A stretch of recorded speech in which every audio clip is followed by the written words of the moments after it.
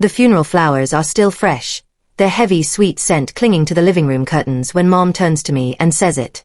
We had just come back from the cemetery, and the house felt cavernous and cold without Dad's humming or the sound of his evening news.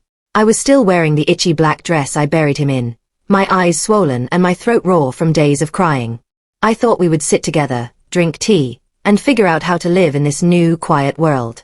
Instead, Mom stood by the fireplace, her arms crossed tightly over her chest, looking at me not with sadness, but with a strange, sharp coldness I had never seen before. "Pack your things, Jasmine," she said, her voice flat and devoid of any emotion. "You're not staying here anymore. I've already put some boxes in the hallway." I stared at her, certain I had misheard. Surely, she didn't mean that now? Not today. But her gaze didn't soften. She told me that Dad was the only reason she had ever tolerated my presence in the house. Now that he was gone, she claimed I was nothing more than a financial burden, a reminder of a life she was ready to leave behind. She said she needed to start over and rediscover herself, and apparently, that version of her life didn't include her own daughter. It felt like a second death, right there in the living room. She watched me like a hawk while I packed, standing in the doorway of my bedroom as I shoved jeans and sweaters into old suitcases. I tried to talk to her, my voice cracking as I begged. Not for money, and certainly not for this big empty house, but just for a little bit of time. "Mom, please, it's been 8 hours since we put him in the ground," I whispered, clutching a framed photo of Dad to my chest. "Let me just stay until the weekend so I can find a place." She didn't budge. She told me I was an adult and that the world didn't owe me any favors. She even took the spare key off my keychain right there in the hall. The sound of the deadbolt clicking into place behind me was the loudest thing I had ever heard. I stood on the porch in the dark, my life packed into the trunk of my beat-up car, feeling completely untethered from the world. But as I sat in the driver's seat, shaking with cold and shock, my fingers brushed against something in my purse. It was a small, stiff business card. Dad had slipped it to me 2 weeks ago at the hospital, his hand trembling as he pressed it into my palm. "Only call if she pushes you out, Jasmine," he had whispered, his eyes urgent. "Don't tell her. Just call Mr. Whitaker." The next morning, I drove to a small, professional building on the outskirts of town. My heart was pounding as I walked into the office of Mr. Whitaker, a quiet estate attorney with silver hair and a very kind face. He looked at my crumpled dress and my messy hair and seemed to know exactly what had happened before I even opened my mouth. He didn't offer me coffee or small talk. He just sat behind his large oak desk and asked one very specific question. "Did she already remove you from the house, Jasmine? Did she actually lock the doors?" When I nodded and explained that I was currently living out of my trunk, Mr. Whitaker let out a long, heavy sigh that seemed to carry the weight of years of secrets. He leaned back in his chair and adjusted his glasses, looking at a thick blue folder on his desk. "Your father was a very observant man," he said softly. "He told me this might happen, though I hoped he was wrong for your sake. If she has truly kicked you out and changed those locks, she has just made a very expensive mistake." He opened the folder and began to spread out documents that looked official and intimidating. I realized then that while I was grieving, Dad had been working. He had spent his final weeks building a fortress around me that Mom didn't even know existed.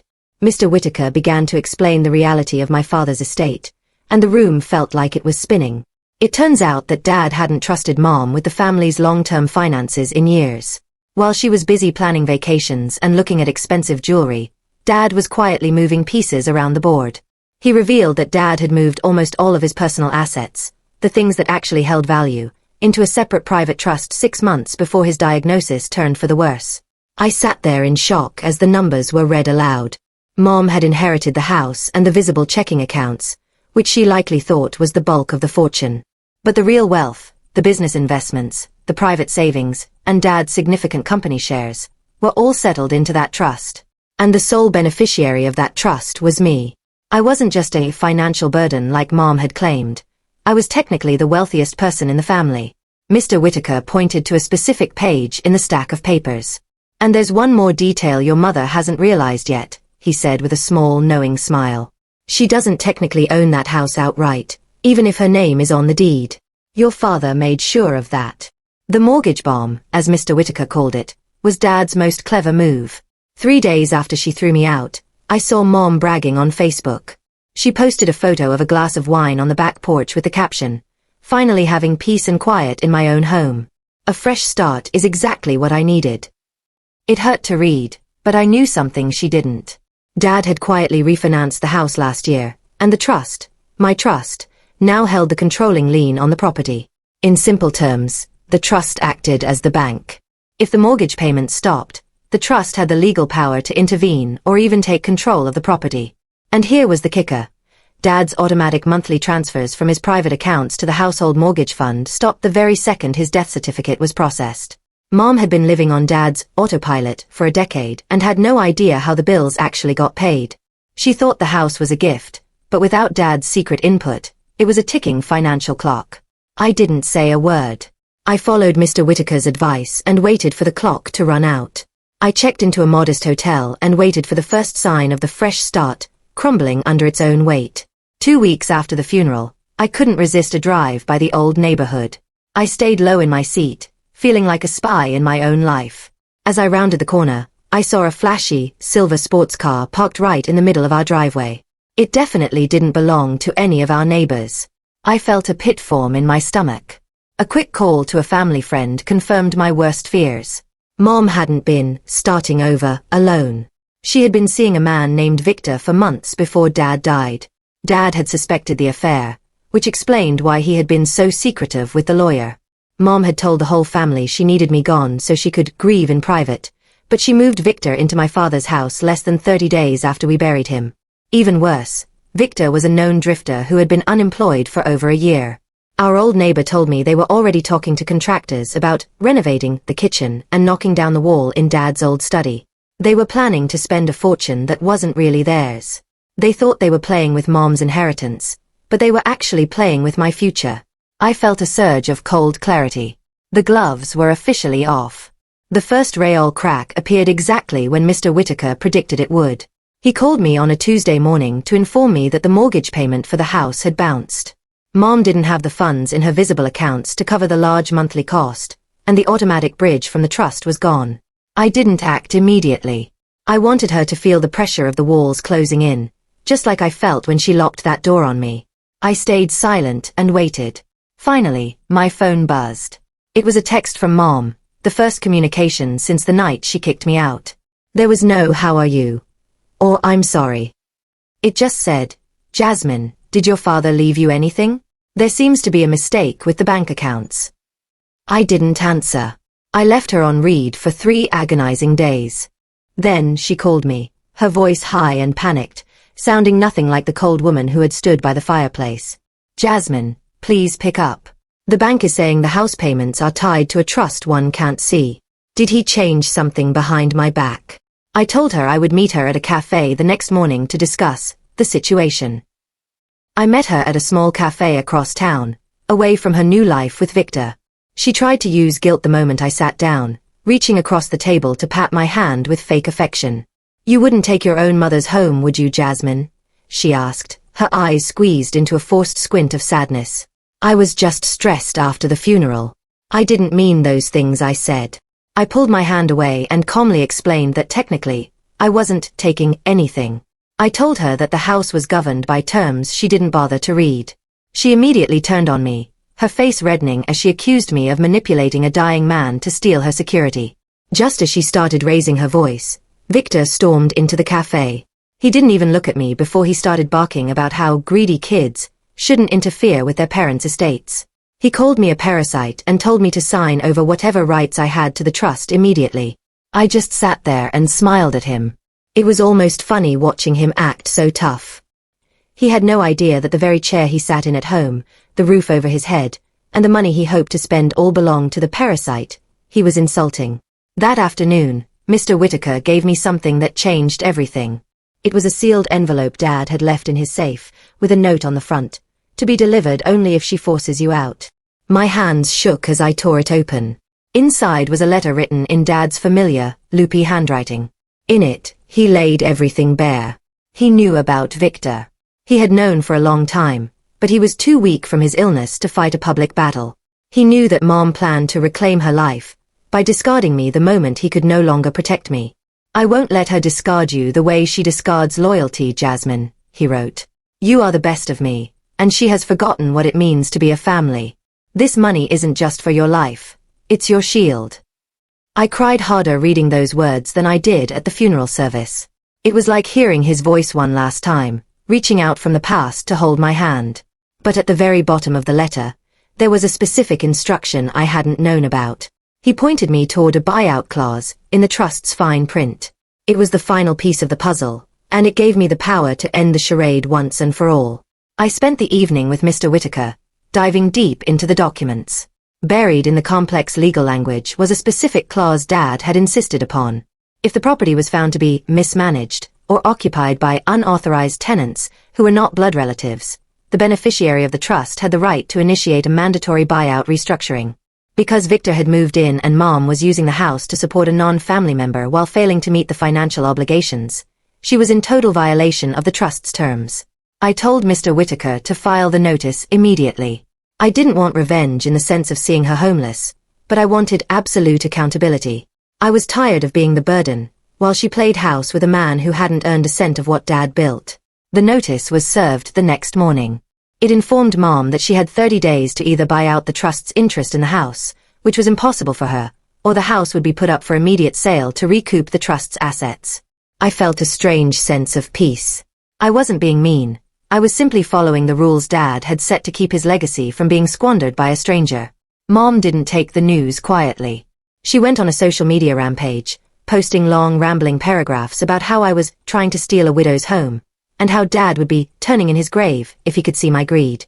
My phone started blowing up with messages from distant cousins and family friends who had only heard her side of the story. For a few hours, I felt that old familiar shame, the feeling of being the shadow daughter. But then, I decided I was done hiding. I took a clear screenshot of the trust document summary, the part that showed Dad had set this all up months before he died, and I sent it to the family group chat. I didn't add any insults. I just said, Dad did this to protect the family assets. He knew I would need a place to go if I was kicked out. The silence that followed was deafening. One by one, the angry messages stopped. People began to realize that Dad wouldn't have done something this drastic without a very good reason. The whispers started turning toward Mom and Victor. Apparently, Dad and Mom had been sleeping in separate bedrooms for over 2 years. People started connecting the dots, and Victor suddenly deleted all his social media profiles when he realized he was the unauthorized tenant mentioned in the legal filings. A few days later, an aunt who had been close to Dad called me privately. She was crying as she told me the truth I hadn't fully realized. Dad had actually confronted Mom about Victor months before his diagnosis worsened. He had found the texts and the emails. Mom had begged for forgiveness and promised to end the affair, and Dad, wanting to keep the family together during his final days, had tried to believe her. But she didn't stop. She just got better at hiding it.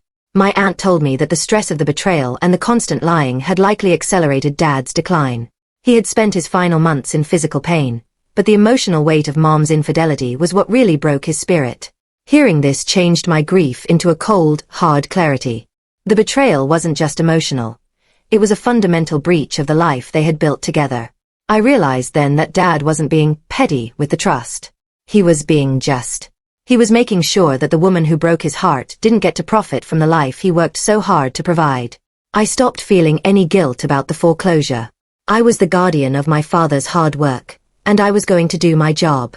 The third mortgage payment was officially missed, and the bank, controlled by the trust, issued the final notice. I was now legally allowed to take full control of the situation. I didn't want to be as cold as Mom was, so I gave her one fair option. I told her she could agree to sell the house voluntarily.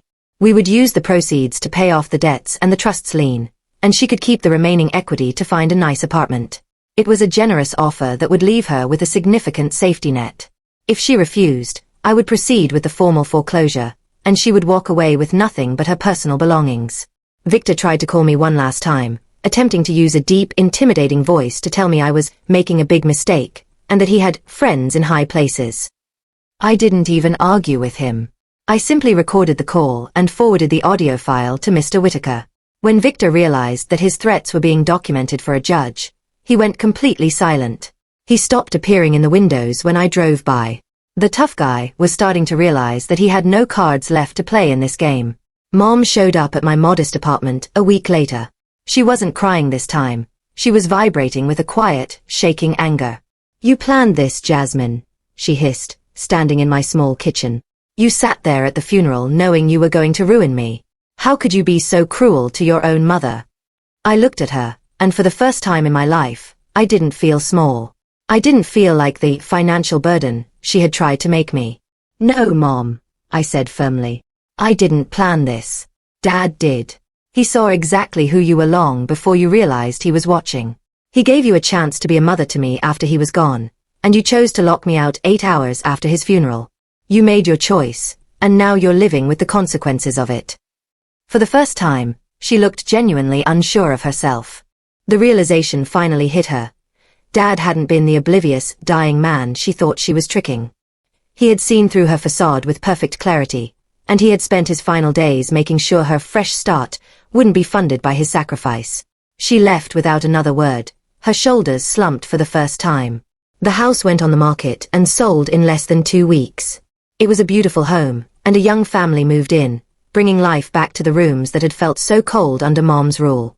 After the trust was settled and the debts were cleared, Mom walked away with far less than she had expected, but enough to live comfortably in a nice rental. Victor, as I suspected, disappeared the moment the renovation money vanished. He was there for the comfort, not the consequences. I used my portion of the trust to buy a smaller, beautiful townhouse in a quiet part of the city.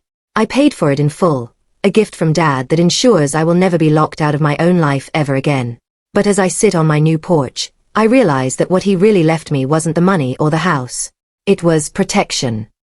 He saw the storm of Mom's betrayal coming, and instead of a loud, ugly confrontation that would have ruined his final days, he prepared me quietly. Mom and I speak occasionally now, but the dynamic has changed forever. She treats me with a careful, distant respect. She thought she was taking everything from me that night at the funeral. She had no idea that Dad had already given me everything I would ever need to stand on my own.